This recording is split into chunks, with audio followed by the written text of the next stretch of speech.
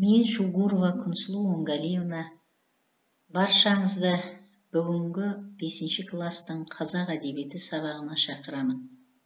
Сәлеметсіздер ме, қымбатты оқушылар? Бүгінгі сабақтың тақырыбы Джек Лондонның Мексика ұлы әңгімесі. Сабақтың оқу мақсаты әдеби шығарманың жанрына қарай фабуласы мен сюжеттік дамуын сипаттау, әдеби шығарманың тақырыбы мен идеясын анықтау. Жаңа сабақты өтпес бұрын әуелі әңгіменің авторымен танысып өтейік. Джек Лондон 1876-1916 жылдар аралығында өмір сүрген. Туған жері ақш Сан-Франциско қаласы. Отбасы өгей әкесінің қолында тәрбиеленген, жас кезінде зауыт, фабрика, электр станцияларында түрлі жұмыстар істеген. Шығармашылығы 1893 жылы Сан-Франциско дауысы газетінде тырнақалды туындысы Жапон жағалауындағы тайфун атты очеркі басылды. Сонан кейін көптеген әңгімелері, повестері, романдары жарыққа шыға бастады.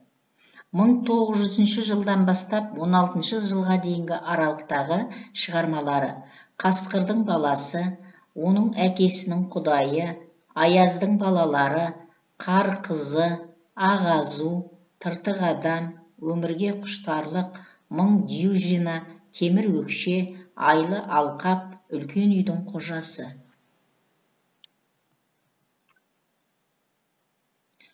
Әңгімемен таныспас бұрын әдеттегідей сөздікпен танысып өтейік. Мексика байырғы өркениетті майя халқы мекендеген Америка құрлығындағы мемлекет. Бокс, ағылшынша қорап, арнайы жұмсақ қолғаппен белгілі бір ереже бойынша жекпе-жек күш сынасатын спорт түрі. Ринг боксшылардың жекпе-жекке шығу үшін арқанмен қоршалған ойын алаңы. Репортер, сондай-ақ тілші деп атайды. Оқиға орнынан репортаж беретін штаттан тыс бақ қызметкері. Раунд, уақыт аралығы 2-3 минут. Толық жекпе-жек бірнеше раундтан тұрады. Гонг, қола қорытпасынан дайындалған ежелгі Қытайдың музыкалық аспабы, ал спорттық ұғым ретінде бокстағы әрекеттің басталу, аяқталуын білдіріп тұратын дыбыс беретін құрал. Секундант, спортшының кеңесшісі. Нокаут, ауыр соққыдан спортшының орнынан тұра алмай қалуы. Сабақтың оқу мақсатына жету үшін қымбатты балалар, сіздерге әңгіменің аудио нұсқасын тыңдауды ұсынамын. Мексика ұлы. Ривера ринг келеусіз көтерілді. Әр тұстан шашыраңқы сараң ғана соғылған алақандар көрермен қауымның оған деген сенімсіздігін айқын сездіргендей. Шындығында бұл қауым үшін Ривера бөр аузына тасталған жетім лақпен пара-пар еді. Өйткені оның қазіргі қарсыласы аты шулы азулы боксер ұлы Денни болатын.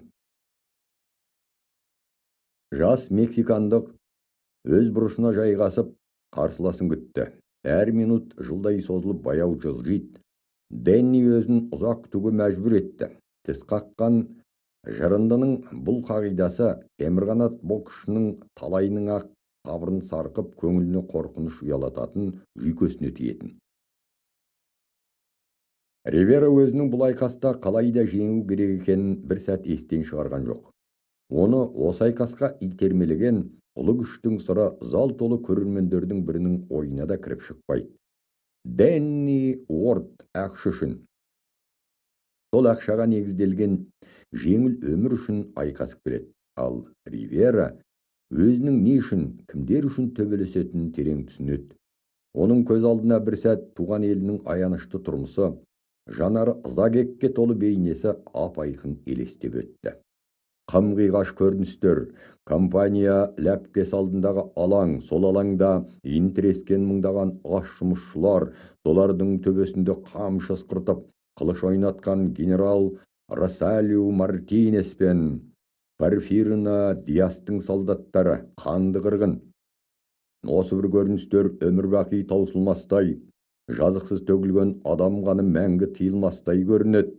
Қаралы түн, қапас түн, сол түн құшағында тағдыр үшін тартысқан жандар мүрдесі Веракрузке жөнелтіліп, акулаларға жем болып жатыр. Өліктер арасымен ілгері еңбектеген ол жендеттер айуандық пен азаптап өлтірген ата-анасының парша-парша мәйіттерін ғана тапты. Әсіресе кеудесін баса тау болып үйілген өліктер астынан басы ғана көрініп жатқан ана бейнесі санасын семсердей тілгілейді. Тағы да солдаттар винтовкасы ажал оғын қардай боратты. Сол оқ астымен аш күзендей бүгіле еңбектеп қашқан жетім ұлан жүрегі уланған қасқырдай аласұрады. Дауыл толқытқан теңіз шуындай ду соғылған шапалақтар үнінен селт етіп басын көтерген Ривера айналасында құрдай жорғалаған жаттықтырушылар мен секунданттарын ертіп орталық алаңмен келе жатқан Денни Уортты көрді. Оны қолпаштап соғылған алақандар дауылы 5 минут бойы дүрілдеп тұрды. Ал Ривераға ешкім назарда салмады. Тіпті ешкім оның осы жерде бар жоғын білмейтін, білгісі де келмейтін тәрізді. Зал тағы да ду қол соқты. Денни қарсыласына қарай беттеген еді. Ол еңкейіп, Ривераның оң қолын екі қолымен алып, зілдене жай сілкіді. Содан соң бетін Ривераның бетіне тақай күлімсіреді. Оның осы бір қалпы көрермендерді таң қалдырып, таңдайларын қақтырды. Ол дәл қазір қарсыласымен емес, туған інісімен кездесіп тұрғанда еді. Көпшілік солай ұғынды. Деннидің қимылдаған еріндерінен оның сөйлеп тұрғанын байқап, не деп тұрғанын естпесе де, әйтеуір бір ыстық лебіз білдіріп жатқан шығар деп жорған көрермендер тағы да дабырласып, өздерінше дән риза болысып жатыр. Деннидің сыбырын тек Ривера ғана айқын естті. «Әй, Мексика жігіті», деді ол, езуіне мысқыл күлкі үйірген қалпы ысылдай сыбырлап. «Қазір сенің кеудеңнен жаныңды суырып аламын». Ал Денни шешінген кезде әлгілер пах деп таңдай қақты да қалды. Шынында да оның серіппедей бұлтылдаған шақпақ еттерінен дүлей күштің лебесіп тұр еді. Аппақ терісі жып-жылтыр ширақтық пен серпінділік күш қайрат тұла бойына сыймай тұрғандай. Ол мұны талай айқаста айқын көрсетті де, оның суреті мен бетін шұбарламаған бірде-бір спорт журналы жоқ. Пайдер Фонерти Ривераның тоқыма көйлегін басынан сыпырған кезде зал іші күңіреніп кеткендей болды. Қара торы өңі оны барынша арық та әлжуаз етіп көрсетті. Рас, бұлшықеттері бар болатын, бірақ қарсыласымен салыстырғанда келмейтін. Алайда алабұртқан көпшілік оның апайтөс кең кеудесін байқай алмай қалды. Сол сияқты олар Ривераның бұлшықеттерінің әрбір клеткасының кез келген соққыға дайын тұратын, шаршап шалдығуды білмейтін төзімділігін де, берік жүйкесі оның денесін қуатты механизмге айналдырып жібергенінде аңғара алмаған. Көпшілік тек қара торы өңді 18 жастағы талдырмаш бозбаланы ғана көрді. Деннидің жөні бір басқа. Денни 24 жастағы нағыз ермісінді жігіт. Бұл айырмашылық әсіресе екеуі төрешінің соңғы кеңесін тыңдап қатар тұрған кезде алабөтен көзге түсті. Ривера осы жерде тілшілердің ту сыртында отырған Робертті көрді. Ол әдеттегіден гөрі масаңдау екен, тілі бұрынғыдан бетер күрмеле түсіпті. «Жатқан бар, Ривера», деді ол міңгірлеп. «Есіңде болсын, ол сені өлтірмейді». Ривера оның сөзін есткен сыңай байқатпады. «Қарашы мұны, томаға тұйық сайтанды», деп Роберт көршісіне бұрыла міңгірлеп, сол баяға қырсықтығынан жазбайды. Ал қымбатты оқушылар, әңгіменің аудио нұсқасын тыңдадық. Қалған бөліктерін оқулықтан тағы оқып, жетістіріп аламыз. Енді оқу мақсатын орындау үшін шығарманың фабуласы, шығарманың сюжеті, шығарманың тақырыбы шығарманың идеясы деген не еді? Тағы да бір еске түсіріп өтейік. Шығарманың фабуласы шығармадағы тұтас оқиғалар мазмұнын қысқаша баяндау. Шығарманың сюжеті шығармада баяндалатын оқиғалар тізбегі. Шығарманың тақырыбы жазушының көркем шығармасына негіз арқау еткен өмір құбылыстарының түйіні. Шығарманың идеясы шығарманы жазған автордың айтайын деген негізгі ойы.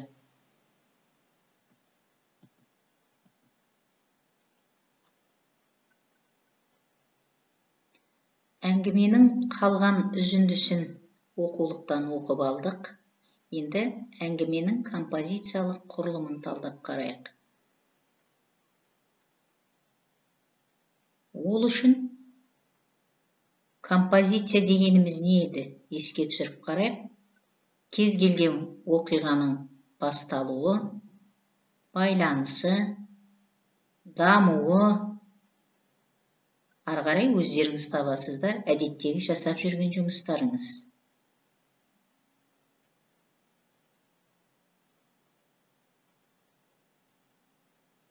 Ал енді қымбатты балалар, баршаңыз бұл тапсырманы өте сәтті орындап шыққан шығарсыздар.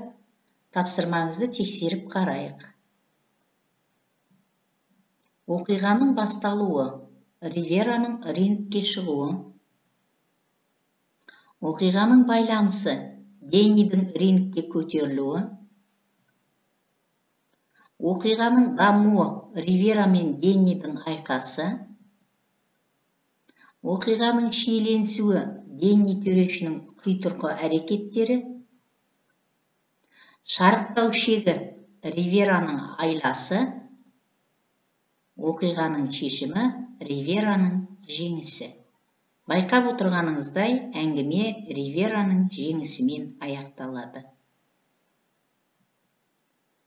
Енді балалар, біз әңгіменің фабуласын, сюжетін анықтадық. Ендігі оқу мақсаты қалып тұрған әңгіменің тақырыбы мен идеясын анықтау. Ол үшін мына ұсынылған кестені толтырамыз. Бірінші кестеде бағанда қандай мәселелер көтерілді? Үлгі ретінде ұсынып отырмын. Ривераның туған елінің аянышты тұрмысы. Шығармадағы мәселені ашатын үзінділер. Ал осы үзіндіге сай енді қандай үлгі өнеге алуға болады? Кестені әрі қарай толтырамыз. Кестені толтыру үшін бізге ескеретін дескрипторымыз, ескеріп отыратын дескрипторымыз жұмыс барысында шығарманың тақырыбы мен басты идеясын анықтайды, басты идеясын талдайды. Сонымен балалар, Ривера мен Деннидің басты кейіпкерлердің екі бөлек әлемі алдарыңызға ұсынылды шығармадағы. Әңгіменің қалай аяқталғанын біліп отырсыздар, екі жұмыстың нәтижесінде. Осыған орай бүгінгі сабағымызды қорытындылай келе сіздерге мынандай бекіту сұрақтарын ұсынып қарайын. Ривераға көрермендер неге менсінбей қарады? Себебі неде? Есіңізге түсіріп қараңыздар. Ривера мен Денни туралы қандай ой түйдіңдер? Ривераның жеңіске құлшынуының басты мақсаты не? Ривераның орнында сендер болсаңдар, қалай істер едіңдер? Енді қымбатты балалар, Ривераның жеңіске жетуінің өзі. Жоғарыда жасаған жұмыстарыңызда көздеріңіз жеткен болар. Туған еліне деген, туған жеріне деген махаббат. Оның намысын қамшылаған, ар ұятын оятқан, Денниге деген көрермендердің көзқарасы қалай болды? Ал өзіне деген көзқарасы қалай болды? Мінекей сол ар ұят, сол намыс, еліне деген сүйіспеншілік оны түбінде жеңіске жетті. Жеңіс бірақ оңайлықпен келген жоқ. Сондықтан да әрқашан мойымай бірігіп құлшына еңбек етуге шақырамын. Бүгінгі сабағымыздан түйген түйіндеріңізді келесі сабақтарға пайдаланады деген ниетпен сіздермен уақытша қоштасамын. Назарларыңызға рахмет.